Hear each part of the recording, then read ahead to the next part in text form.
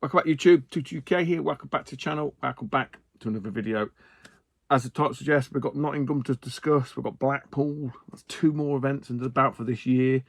People we've met, things we found, things we bought, shit we've done, that kind of stuff. Bit of waffle, bit of a chat, I suppose. Preamble, don't know what you want to call it. So I will get to the events in due course. Nothing amazing realistically from either Nottingham or Blackpool, but you know, a few little bits, just a few little items to add to the burgeoning collection. But I've just been watching. I had to put him back on again because I found this guy from Clint Retro Rewind, a guy called Pixel Paul. I think it's Pixel Paul had sent Clint some stuff. So, you know, seems like a nice guy. Go over, and he'd been at Liverpool. He'd actually been at Bolton as well. And I'll put a link to his channel anyway. You probably all know him. I don't know, but he's new to me. Okay, and so I was watching his Liverpool video, and he's like talking about Bolton this and Bolton that, and I was like, Bolton was run by them fucking crooks. It wasn't. It was Barnsley. There's too many B's in the north. So I got a little bit confused because, I mean, look, I'll be honest, there've been that many events, I fucking forget what we've done, what we haven't done. So anyway, Paul he'd been to Bolton, and he'd been to the Liverpool market. So it's a Liverpool video that I watched. And he obviously raised a few concerns. He'd only been to two markets. So, you know, had a bit of exposure. And, you know, he's got his views on the event. So I did start to type a reply, and I thought, oh God, this is way too long-winded, man. And I'm better at talking than at typing, and I'm definitely better at typing than I'm at writing. Everybody can attest to that. You see my handwriting. So obviously Paul had been to Liverpool one, and he was kind of like comparing it to the Bolton one. Now, what I would say with these events is, and what you've got to keep in mind is, although they're kind of like run by the same people, obviously, and it sounds painfully obvious, I know, but I've got to say this. Obviously, the events, the venues aren't all the same. Because obviously Paul was saying, oh, there's 2 rooms, and there were 2 thingy suites, hosting suites, can't remember what you bloody name you call them now. But that's the nature of the beast. You'll go to another one, and it'll be a massive hall. You go to another one, and it'll be like a smaller hall, or it'll be like a gym, or, you know, not a gym, like a church hall and stuff like that. So each venue's different. Exhibition hall, not church hall, exhibition hall. So I know it sounds daft, but they are all different, and you can't. It's like when you go to London. London's 2 rooms. It's like a sort of single bigger room and a smaller side room, and they've got quite low ceilings. Some have like really high ceilings, so you end up different atmospheres, I suppose. You know, and the air kind of feels different as well, especially if you're in there all day. So I know, again, like I say, I know it sounds painfully obvious, but you can't really judge an event sort of against the previous one. You can have to judge it on its own merits, and they are all very, very different. Some I love going to, some I'm not so keen on, and that's why I always say at the videos when I talk about a new event, I always sort of mention the venue, because it is quite important, especially as you get older, and you know, there's stuff like the amenities and how clean it is and all that kind of stuff. It does make a difference. I mean, look, if you go in there for an hour or 2 and you're buying games, you probably don't really give 2 craps. But again, I did mention Liverpool, it was really, really busy because there was these 2 rooms. And it did seem to appear that one room that we were in was kind of more gamey and less nicky-nacky than the other one. And that probably didn't lend itself to the sort of overcrowding feeling that was there. Although I suppose from I don't know what we'll call it, the people that run it, I've lost my shock, my fucking brain's gone. For them, it's like the numbers and the square footage is probably the same, but to obviously you know, the end result actually isn't that. It's basically everyone's sort of squished into one room. So I've just wrote a few little notes down here because I'll forget. He mentioned that there was probably more video game sellers at Bolton than there was at Liverpool, and unfortunately, again, a bit like the venue, that's just the nature of the beast, mate. This is not a cookie cutter kind of thing where you take the same people and it'd be boring if it was. Look, trust me, look, there are a lot of them. myself and Fob included, and a couple of other people that are going to do more. You know, we're giving this year a go in that respect. And yeah, you will see the same people. But that's not to say the same people about everyone. You will have different people. There will be different people. So you'll see people in London that you won't see in, I don't know if you ever did Newcastle. So we haven't never done Newcastle or Glasgow or whatever. So again, although it sounds patently obvious, that's the nature of the beast, and that's geographic location. There's nothing you can know. And again, the people putting it on there, and I can't think what the bloody hell that you would refer to them as, because my brain's addled after a week of work, is they can't dictate that, if you get what I mean. It's you know, and I've mentioned it before in terms of like when people were moaning about the sort of nicky-nacky sellers. It's not the promoter's fault. They can only book in who wants to stall out. They can't force people to sell their shit. But I get it, if you've only done two, and one seems to be a little bit more better than the other, you're going to sort of ask the question, aren't you? And that's just natural. It really is natural. So again, yeah, we're talking like, you know, in terms of like the selection and whatnot, they can't really affect that too much. Yeah, they can sort of be a bit more picky, but at what expense? Lose money? Not going to happen. Again, I've discussed that in a previous vid. And then like the last one that I really picked up on, and I'll move on, is like prices, because again, this is like a real bugbear for a lot of people who go to these events, and I kind of get it. Again, I've been on the other side. Trust me, I've done both things. And there is an art to it, I suppose, for want of a better word.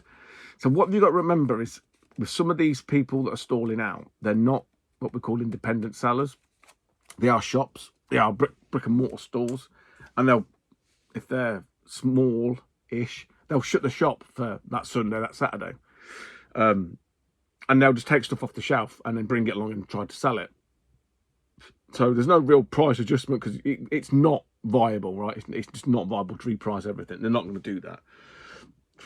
So what he might be seeing, and again, I don't know, because I you know, really didn't dive too much into it.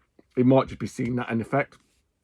And with all due respect, it's their stuff. They can charge what they want. The real kicker is, no one has to buy it, right? This is the thing. So again, I've done these for a long time. I've been to a lot of them, and you will see a lot of the same stuff that is probably overpriced, and it's still there.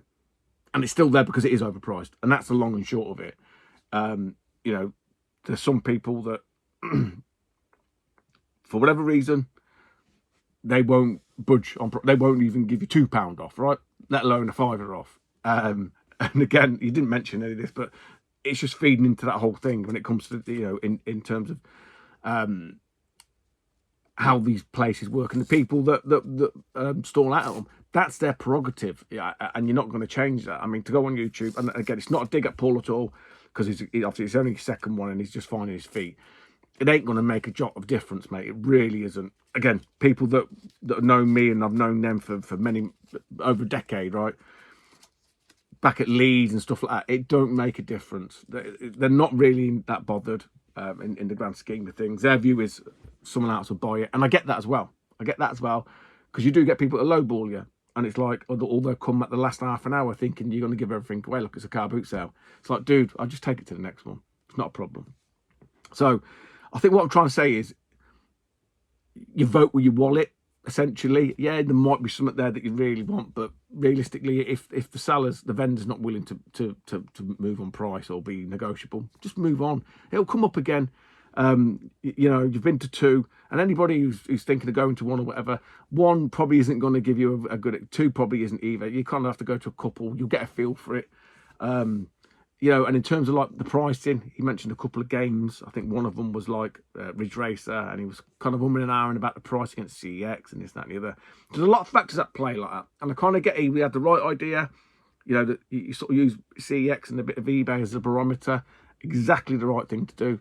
And if a seller's way over, and again, it's not an easy thing to do. I appreciate that, and if you're not that way inclined, like a gobby, you know, smart ass, whatever you want to call it, you know, you can point out and say, any chance you can move the price, CX, sell it for this much. You've got it for, like, I think one of the games on that Adams fan was double, which is a little bit.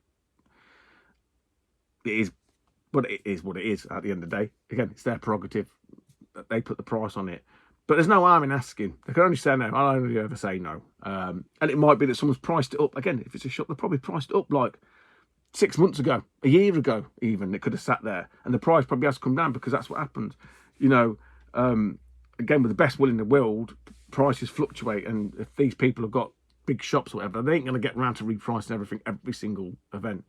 It becomes very time consuming. And yeah, it's quite enjoyable the first couple of times, but it becomes very boring very quickly. Again, I've mentioned that before. The novelty soon wears off in that respect. But equally, you know, one of the sort of rules that I use, and a lot of people use that do this, is if it's out of stock in CEX, you go to eBay. And that's maybe what happened with Adam's Family, and it's come back in stock again. There's a lot of different factors at work that could affect that price and why they put that price on it. But like I say, if someone come to me and said, excuse me, mate, you got this game for 50 quid, in CEX is only 25 and it's boxed with a manual. Okay, you've got to factor in condition as well. We all know that. Again, we're not preaching to the converted here. We all know about that. That plays a factor in it. CEX blind buying, it could come up fucking like chewed up and spat out by a dog. Granted. And if someone said to me, look, you've got it for fucking 60 quid and on CEX it's 35, I'd be like, yeah, you know what? I probably priced it up 8 months, 9 months, 10 months ago. And I'll work with you. Again, it's not for everybody. Not everyone's comfortable doing that. Get it. Some sellers probably won't give a shit. It is really like, it's an individual thing, and it depends how comfortable you are. Some people won't even haggle. They won't even ask. They just want to pay the price. I get it. So, you know, these markets are very much a social or a sociable interaction. It's not like what we used to, where you have this very distant, robotic, buy it, process it. It's not right. You don't have to talk to. You kind of have to have that interaction. So you kind of have to get a little bit comfortable with talking to people. It's not an easy skill at all. It's not. It's something that just probably doesn't come natural to a lot of people. But again, the more you go, the more comfortable you might be doing it. I don't know. But I hope that's helped you out a little bit, Paul, and anybody else. You know, give you a little bit of an insight. So it's not rocket science. It really isn't rocket science. And I'm guessing a lot of people that don't stall out and sell the shit on eBay and Vinted and I don't know what else you sell it on. You price it all up pretty much the same way anyway. It's no real difference. I wouldn't have thought. It's probably just not as reactive as you probably would get online. Because like I say, people have probably got these things stuck in crates and whatnot. And we're in the shop. And so they just don't get around to doing it. Right, enough absolute waffle from me. Again, I probably talk absolute crap. And none of it makes any sense to anybody. But I just thought it was a little bit of a topic that I might know a thing or two about. And I can share my very limited knowledge on it. So anyway, events. What did we do? We did Nottingham. Nottingham was a couple of weeks back now. God, 4 weeks? Was it 4 weeks? 3 weeks. 2 weeks. 2 weeks ago. 2 weeks ago. So I mentioned after Liverpool I was poorly. So we did Nottingham. And I was kind of feeling all right, like I am a bit not now, all right. And then Fob was like quite ill, probably from what I had the 2 weeks prior. But then what happened after Nottingham is I fell ill again. So I've been sort of ill on the bounce off the back of it for about 4 weeks now. It's just like with the man flu and stuff. You know, it ain't going to kill you, but it makes you feel a bit fucking rotten, let's be honest. But Nottingham, again, didn't break any records. It was a really good event. Liam stalled out with us as well. We had Hidden Chest Gaming and Dana. Oh, we also had a guest staller out, and I think Fob needed him. It was Daz, the old mate Daz McGowan. He came along for the day, bless him. Didn't have to. I think he misses it. So he was helping Fob out, and Fob did need it. You know, I mean, Daz was coming along anyway. He was just going to sort of flit and do his thing. But I said, look, you better help him because Fob was struggling, bless him. So Daz, knight in shining armour. Stay tuned. It might not be the last. It might not be the last of him. I didn't see that many people, truth be told. We've seen Jack Gozzo from Gozzo's World. Again, if I remember these people, I'll put links down below. I don't think there was anybody else out of the ordinary. There's a chap that came along. He said hello. What did he say? I said, oh, do you watch no, to comment, he went and he said something like, I'm a stalker in the comments or something. I can't remember what word he used. It made me laugh because I thought that's what his channel name was, and it would have been a really good channel name if he's watching. Great to see you. He was asking about one of the Super Famicom titles, the compilation ones. But I can't remember what word he used. But I thought, oh, is that what you called? He said, no, that's just what he was doing. And I thought that'd be a great channel name, but he's not anyway. So anyway, good to meet you, and thank you for saying hello, and thank you for watching this absolute fucking drivel. The downside to Nottingham. And this was really like, are you for it? I mean, I didn't believe them, but I thought, fucking hell. So unfortunately, Ant and Dana, Hidden Chest Gaming, they had a Spectrum stolen from their store, shrink wrapped up, 48k, not on the table in the front, actually on the shelf at the back. So someone then leant over the table and half-inched it. You can see the photos, it's there, and then it's not there. So yeah, everyone sort of had a joke and a laugh about Liverpool, but no, it was Nottingham. And again, look, bit of gallows humour, if you like, a bit of dark humour. Everyone's sort of saying, of all the things to steal, why steal Specky? But I guess it's opportunists or whatever. I don't know. But yeah, not good, and there's not a great deal you can do unless you catch them. They obviously were clever enough to not get caught, unfortunately. They are watching. Well, you know who stole it. I hope fucking karma comes after you. I hope your freezer defrosts itself and the corner of your carpets curl up, you bastards. Yeah, because this ain't like robbing from Curry's or Dixon's or whatever, and you can write it off. Yeah, this is like fucking Ant's paid money. He's probably modded it and spent time on it and whatnot. So real shame to hear that. And it just kind of set you on edge a little bit, makes you feel like everyone's out to rob you, and it's not a good feeling because that generally doesn't happen. Touch wood. So yeah, that's a bit of a negative, I think, on this year. Again, Rob and myself, we always kind of joke, you know, weird enough, we kind of say it every so often, you know, we must have had stuff nicked and not realised it. And I said to Rob, I want to keep it that way, because not knowing, ignorance is bliss. Knowing you've had something stolen, it's, you know, like a kick in the fucking guts, isn't it? Like anything, if you realise your wallet's not there, you lost your phone or whatever, you have that sinking feeling in your stomach, and it's not nice. It really isn't nice. But the way I deal with stuff like that, because I'm an immature twat and I can't deal with anything, I just kind of try and laugh it off, like I say, with a bit of dark humour and whatever. But unfortunately, once it's gone, it's gone. You ain't catching anyone at the act. So yeah, there you go. Bit of a downer on that one. So anyway, that being said, Nottingham, I got one. Did I get one thing? I think I bought one thing. That was gifted actually by me. Mark Jowett, formerly of Sega Mags, now the Retro News Agent. Another issue of CVG. He basically said, look, it's a bit ropey, Stu, you can have that one. Bless him. I mean, he don't sell these for a great deal anyway. I've said that to him before, said you way undervalue these things. I think with this one, I'm 4. I think I needed 5, I think that's 4. So yeah, like I say, Mark Jowett, even if you don't think he's got the magazines that you're after, ask him, because the guy gets magazines all over the shop, you know, Archimedes, Acorn, BBC Micro, you know, and obviously he's got limited space. But yeah, go up and ask him, exchange details, whatever. He's that kind of guy who'd be more than willing to sort of keep an eye out for you if you're so that way inclined. But outside of that, I don't think I've got anything else from Nottingham. It was a bit of just a salad day, really, which is not a bad thing. So we don't go to Blackpool. Blackpool was last week. Yeah, I would have be at Blackpool this time. Would I be at? I'll be at the Norbreck. Probably just to help Rob and load.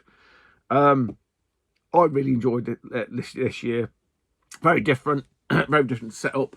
Because Fob was stalling out, so Fob got up there. I went up on the Thursday. I just needed a break, to be honest. I had a decent hotel. I was in one of the inns.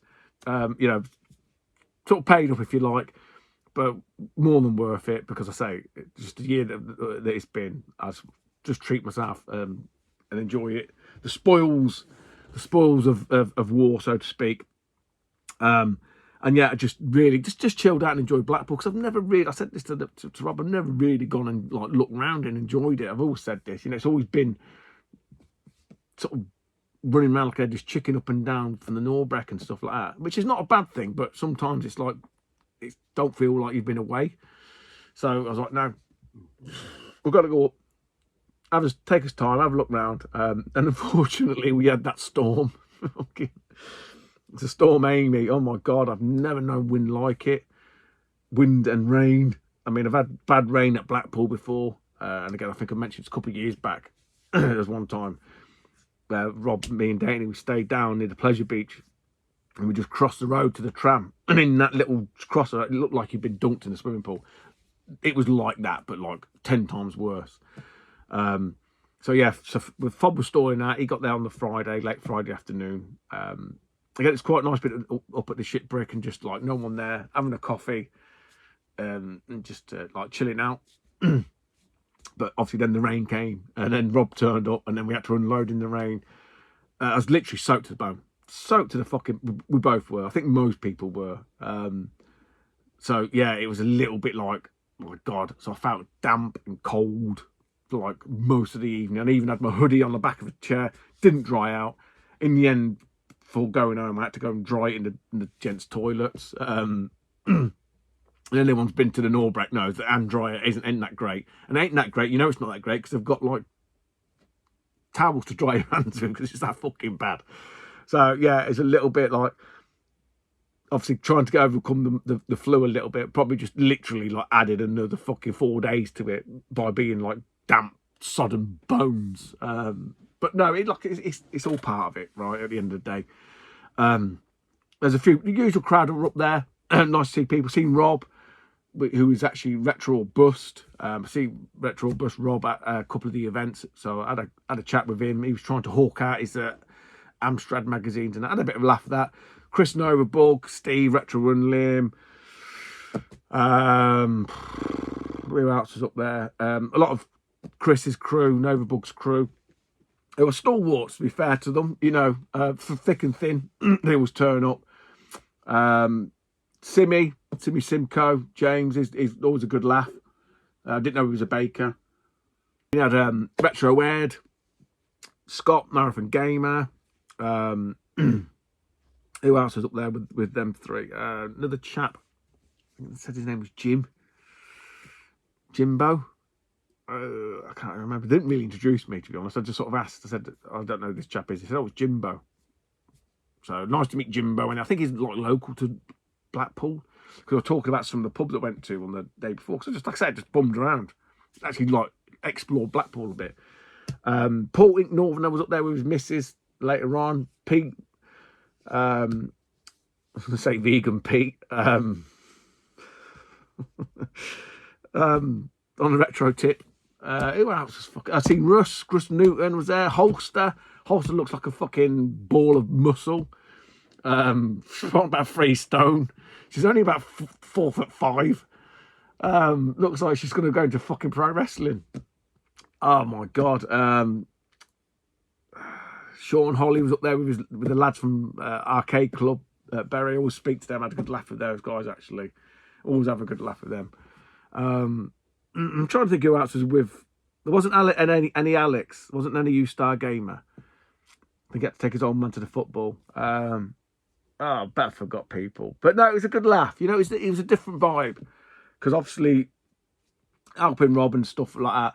I mean, I wasn't helping him stall out at all, because that's his jam. But I was helping him unload and stuff. So we weren't hitting the beers hard. But anyway, point being, with that storm, when Paul turned up, he goes, oh, they're thinking about shutting the trams down. Now, obviously, I'm in the town centre, and Norbreck's quite a way up. So I was like, I ain't having that. So I hooked back home early, got something to eat. That night then, that storm Amy really came in. And all the trams were shut. They shut all the trams down. Saturday morning, you could not get no trams at all.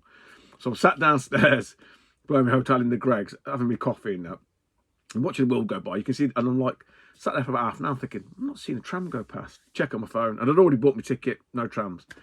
So then I don't know, they're on about putting a bus on and stuff. It's like, I don't know where the fuck the buses are in Blackpool. So just went and jumped in a cab. But yeah, you're sitting at the cab in the lights and the whole cab's moving like this. It's like, fucking hell. You couldn't see, if anyone's been to Blackpool along the front, you could not see the sea at all. You couldn't even see the front. It was just a wall of mist and white. Absolute fucking craziness, man. But then what's even more crazy was, and I'm not kidding, right? And I've been to Blackpool over, well, especially Play Expo. It's got to be well over, like, I think I missed the first one, maybe. And I've never seen it as busy as I did last week. It was like just, I don't know if the event just didn't have enough staff on, or if it was just a lot of people, but it was fucking rammed. Everywhere was rammed. And I said to Rob, I'll get you a batch, because I'd obviously had something to eat, whatever. Went to try and get my, anyone's been there, the sort of catering thing. The queue was just miles long. The queue for the bar was miles. The queues everywhere. People everywhere. But speaking to Fob afterwards, he did good. And obviously, the number of people being there, that's what you want, really. But I've never seen it that busy. So I think it's probably the busiest it's ever been. I'm pretty sure Andy Brown told me that. People through the door is probably a record for Blackpool. But a great event, honestly. Really good event. A lot of people sort of slate Blackpool and this, that. And look, I love it. It is what it is. You take it for what it is. It's got its character. It's got its faults. Every place has. And every time's different, and I like that. Of an evening, obviously, so on the Saturday evening, because there was no trams. There's no point getting a taxi up to the Norbreck to then try and get back down again and get stranded and all that kind of stuff. I was like, no. So I just on the Saturday we went back down, watched the football. But, I was sort of tagged along with Alan Davenport and his mates, Jay and Jamie, great lads. Obviously, just had a laugh and a giggle. Stayed in the town, went to fucking shenanigans and stuff, and then called it an evening, went and got some food and went back home. Went back to the hotel. Nothing like amazing happened, but it was just a good, chilled, nice, enjoyable weekend. And went to a few of the little pubs because the wind was horrendous. You had to sort of come back one in and stuff. And little pubs that I found on the Thursday, went into one of them on a Saturday night, and because they went to get something to eat, and it was like I walked into it because when I went on the Thursday, it was quite quiet, and I went into the Saturday, it was just full of punk rockers. So I'm there with me like Lacoste polo shirt on and just like a casual townie, and they're all these fucking punks with spiky hair and like Doc Martens and jeans and stuff, and there's me just stood in the middle, sat down in the middle of them. They were great, nice people, but they just felt like looking around like, I think I stand out here. But yeah, good night. Yeah, and then it was just coming home then. Again, like I say, I think the only downside is just the weather. And it wasn't just because obviously that fucking storm will come in, because that was bad. That was really bad. I think because it cut you off from the Norbreck a little bit. Not that the Norbreck's anything great, but you just didn't have that that ability to go up and back down again. So it wasn't a big deal at the end of the day. It made it a different weekend than what it would have ordinarily been. Like I said earlier, the fact that you feel like you're gallivanting up and down and around in Norbreck all weekend didn't happen because you couldn't. So it was good in that respect. Will I go there next year? Yeah, 100%. And I'll probably do the same thing again, I think, because I quite like that. I think Fob's probably going to stall out again because it was a great success. And if it's anything like it was last time, then yeah, more power to him. So yeah, if you didn't go, you missed out, but there's always next year. There's always next year, and there always will be next year until there's not next year. But anyway, what did I get? I bought one thing, and that was this from the chap. God, he's been stalling out. Got to be since it started, and he had this stuck to a little box at the front, and I was like, because my eyesight's terrible. I mentioned it before. Hands up, my eyesight's terrible. It's World Cup USA '94 on the Sega Game Gear.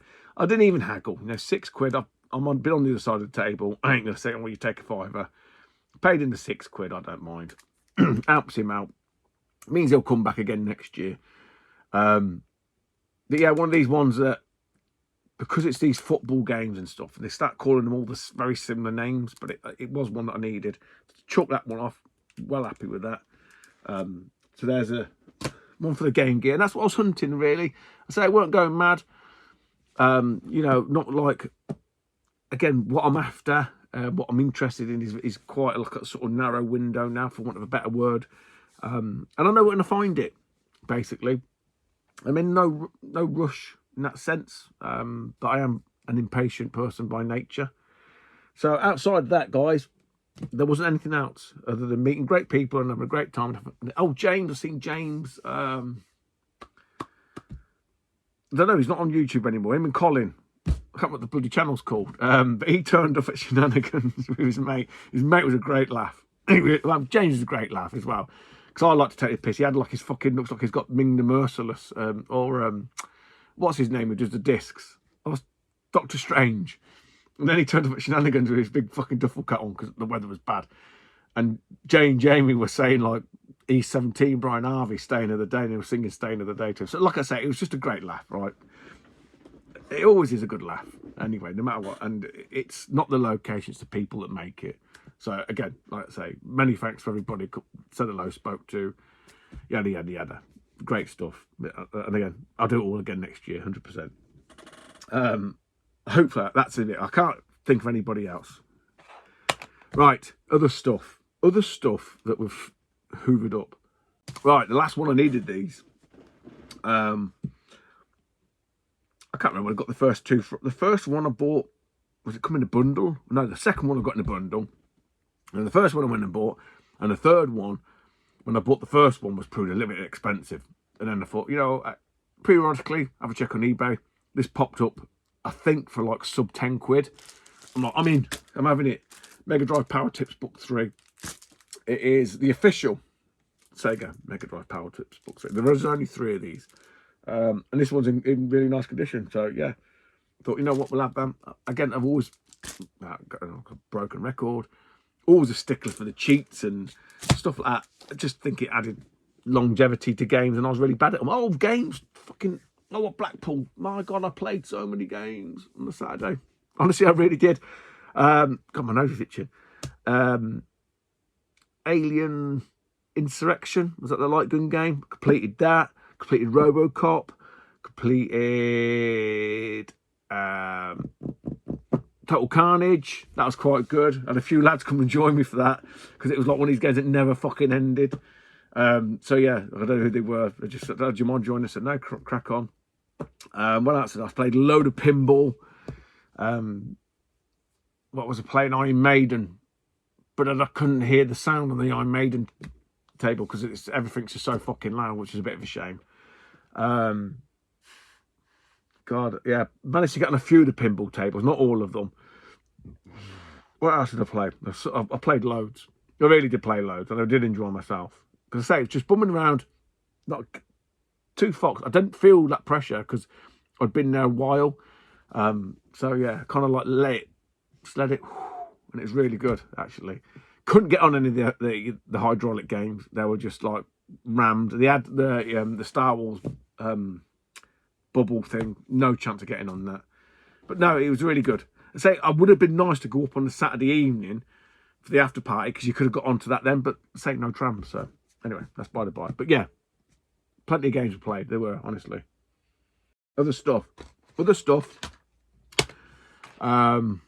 Bundle job lot. I think it's come with a Game Boy or something like that, clearly, because it's a Game Boy game. The fidgets. Now, I want to say Stu Ninja Bear Hug. It was on about this. I don't think it got... Was it only a Game Boy game in my head because it's Elite? I've got a feeling... Was it a SNES game? No, I don't think it was a SNES game. And is it like one of these ones like Lost Vikings where you change characters? See, now I'm thinking I've already got this. But anyway, it comes with a bundle. So again, like I always do, you know this. Stick it to one side. I'll keep that one because it looks interesting. This one came out on everything. Super Nintendo, SNES, Mega Drive. It's Mansell. Nigel Mansell's. Again, I can't speak to it, but it come in a bundle. So if it's no good, it'll go, but it kept it. This one, again, Stu Ninja Bearhawk. This is his thing. Not in the greatest nick. This is T2. I'm going to say it's Judgment Day. I don't know. Stu likes his Terminator 2 games. He's probably already got this one. I don't know. I'm guessing it's a side scroller. Some of these T2, especially the arcade games, a shooter. Which clearly that's not going to be on the Game Boy. But yeah, a couple of little Game Boy games. And then we'll go back straight into the handhelds from CEX. Game Gear. So I mentioned in the last video, I bought a couple of Game Gear games, and they sent me, I don't know if I told you, but they sent me through the wrong ones. I bought two. They sent me through Mega Drive cartridges. But like I say, I don't fucking come in here and bash them, because that's just old hat, and it's just like, whatever. Can't be asked. So anyway, reordered it, and it come through correctly. That's Pete Sampras Tennis. One of the Cody's cartridges. Nice that they're different. Horrible that there's no actual case for them. That really does annoy me. But the other one was FIFA. So again, reordered FIFA 96. It come through. It's American, so that's going back tomorrow. Again, not bothered. I'll just reorder it. And then a recent purchase from CEX. This was on there, and I thought, oh, I don't recall seeing that one. Now, this was an Amiga game. It was an Amiga game initially. I don't think it got a Master System release. No, it did. Did it? Yes, it did. It did get a Master System. It is a Master System game. I don't think it's a... See, I'm going to say I don't think it's a Mega Drive game. I bet it is now. I don't think it is. But I could be wrong. It is Wolfchild. But to me, this is an Amiga game. To most of us, or people of my age, this is an Amiga game. Side-scrolling platformer. Yeah. Funny enough, you're a wolf. Stuff like that. Action platformer. But again, say it's not one that I'd seen on CEX. It popped up, and I was like, yeah, we're going to grab that. Did the usual, compared it to the going rate on eBay and kind of thing. It was a deal. It was a bargain enough for me to sort of say, you know what, we'll have that one. Again, like I said, I didn't spend a lot of money on gaming stuff at Blackpool. So it's like, you know, from a psychological perspective, it's like, yeah, we'll grab that. Okay. eBay stuff. eBaying across the world. I mentioned last vid, Endless Ocean. Anyone had a disc? Obviously no one's interested. But I got the Endless Ocean 2 disc. It was, someone had it for 20 quid. I sent them an offer for a tenner and accepted it. So I was like, you know what? I'll take that. Just to complete it. I have no idea where I got those case and manuals from. I don't know. Again, probably in a job lot somewhere. And just that part of me eats away going, you need to complete this game. And I do. Because I'm weird like that. Because I have to. Because it's there and it needs to be completed. No case will be left behind. Right. We'll do this one and then we'll finish on some Atari. Because I'm not Atari for everybody, but there are some people that do like Atari. This game, I've seen this a few times. It's a Japanese game, N64.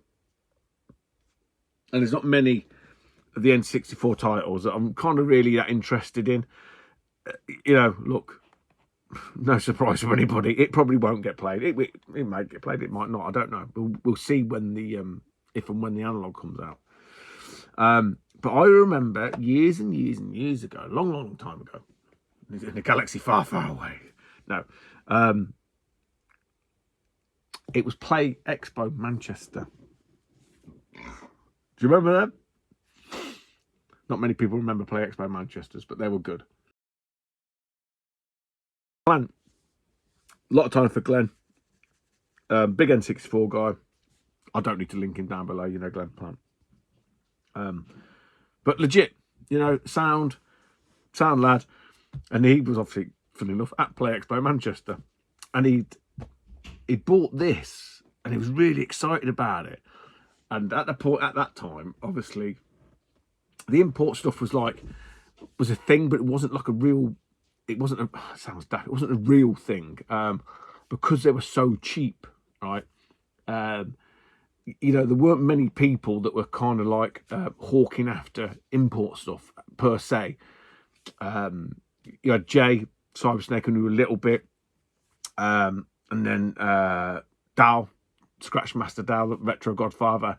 He was really deep into his import sort of stuff and whatnot. But you know, for most of us, it was you kind of scratched the surface a little bit and you tinkered around the edges. But I remember Glenn coming over and showing this, and I think he got it from Console Passion back then. And obviously, for a lot of us, we didn't realise that Console Passion were the same people that were organising these events. We just thought they were another vendor. I'm sure it's this game, and I'm even though I was probably like 10 sheets to the wind. And he was really excited because it came with the stickers, and it's an RPG, action RPG type game, and it's called Wonder Project J2. Now, the thing with this is, I have to show you. I haven't even looked at this. I'm just going by what it said on the listings. But I remember him showing me, because it's one of these very unique games that comes with like a bit like Donkey Kong with expansion pack, but obviously in Japan it comes with a memory card. Now, he said it came with the stickers. Now, I don't think this has got the stickers, even though it said it got the stickers. So it comes with a memory pack, but there's meant to be some stickers with it. Yeah, and there ain't no fucking stickers with it. It said there were stickers with it. You see, so there's meant to be a set of stickers. Bit like Animal Crossing. And I ain't seen no stickers. So I might have to go back to them. But yeah, because he was really excited that you got a set of stickers with this. Because it's kind of like the thing, because these are like just a memory card. There's nothing spectacular about this. It's the set of stickers that comes with it. And that's really annoyed me now. But see, this is me doing honest YouTube. Now, if I was an arsehole, just double check. Just in case. Who was it that said there's a spine? Oh, Daz. Oh my God, I found a spine card. And then he looked at listings like, yeah, it includes a spine card. So I'm just checking. I'm swear to God it said it included the stickers. So I'm going back and look at the list and it said it doesn't include the stickers. But anyway, it's supposed to include some stickers that you put on the memory card. Not that it's going to make any difference to me, is it? Let's be honest. But anyway, there you go. A complete and absolute fail. But what does mean I've got to get a bloody box protector for that. I don't have many complete in box Japanese N64 games. The real exclusives, if you like, the sort of English friendly ones. I've got those now. You know, the big tasty ones. Always stuck in my mind. It was from Glenn Plant telling me. God knows how many beers deep I was in when he was talking to me, but he was really excited about it. Ah, and there's me. There's no stickers. I'm sure I could find some stickers somewhere. They're only stickers, dude. Anyway, look, last couple of bits. Atari, it's Atari. Again, it like ebbs and flows with the Atari. It's ebbing. And no, it's flowing. Is ebbing going down? Flowing. Flowing's got to be going up, in it. Peaks and troughs. So a couple of ones, again, from a source that shall not be named, because I don't want everybody else going on there. A couple more about us, and I've got some more coming. I sort of spoke to the guy about it, and he gave me a little bit of a thing. He goes, yeah, I tend to put these on before he does an update. I was like, okay. So funnily enough, when I got back from Blackpool, because again, psychologically I hadn't bought anything, I had a look, and I've got some more stuff coming from him. Atari stuff. Anyway, so these, again, I've mentioned these before. I've got one or two off Daz, I think, from the Daz stockpile. I think they're a bit Marmite, if you're into Atari. Some people like the uniformity of them. I don't know. I'm not sold on it yet. So these are the basic telegames. Telegames, back in the day, bought up a lot of old new stock from a lot of different software houses and then reissued them, like especially a lot of Jag stuff as well and whatnot. So these are Telegames USA, and this is Space Attack. They're all in this kind of style. The only different thing that changes is this sort of lower portion, quarter. I don't know, it looks like you control a target and hit the aliens, maybe spacecraft. I don't know, a bit like a cross between Missile Command and something else. Played Missile Command at Blackpool. Fucking hell, it's hard. It's harder than I remember. It's harder than the Atari version, I'll tell you that much for now. And yeah, a lot of the machines were broke. You know, some of the sticks. I remember trying to play Robotron and it wasn't going right, I think. The kids are just fucking swinging off of them. And you hear the pinball tables. Oh my God, the abuse of pinball tables. You can hear the glass pinging everywhere. And you've got kids banging on the glass. Oh, fucking hell. I don't know what parents are doing, honestly. You just anyway, that's by the by. Again, yeah, Telegames USA, Lock and Chase, Pac-Man clone, Maze game. Like I say, you got this sort of uniformity with the lower quarter. I'm not sure if I'm a fan of it. I don't know. I think some people quite like it. I'm not sure yet. What I don't know, because I'm an absolute idiot, is was Space Attack and Lock and Chase, were these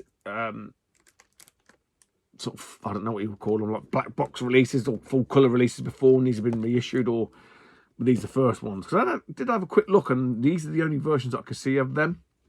So I'm kind of guessing that these were the releases of them. And the last one, again, I've seen this about a few times on eBay. I get the price I paid for it. I'm not going to argue, hence why I bought it. A lot cheaper. Not the game I thought it was, actually. It's like a Tetris clone, Clax, and it's called Acid Drop. So you think it's going to be some sort of real psychedelic hippie. Yeah, man, it's not. It's It's a block game. Puzzle block game, I suppose. But yeah, cool name, cool box art. And yeah, I stole a box protector from the Daz vault, so to speak. I say I've got a couple more coming. Probably of a similar ilk in terms of like these telegames and stuff. But yeah, for the prices, I'm like, yeah, why not? Because again, you don't see them too often. And that is it, guys. That is me done. We have Cardiff on the 19th of October, Sunday, week Sunday. Hopefully I'll get this up before then. I know there's a few lads going, so it'd be good to see them. Some of the Welsh contingent. Wales was good last time. It was good to us last time. It's only going to be me and Fob this time over. It's at the same place, Utilitarian Centre or something. Nice venue. Not really keen on the parking and the setup, but hey, that's the nature of the beast. Like I say, I don't know. Last year they had like a Comic-Con next door.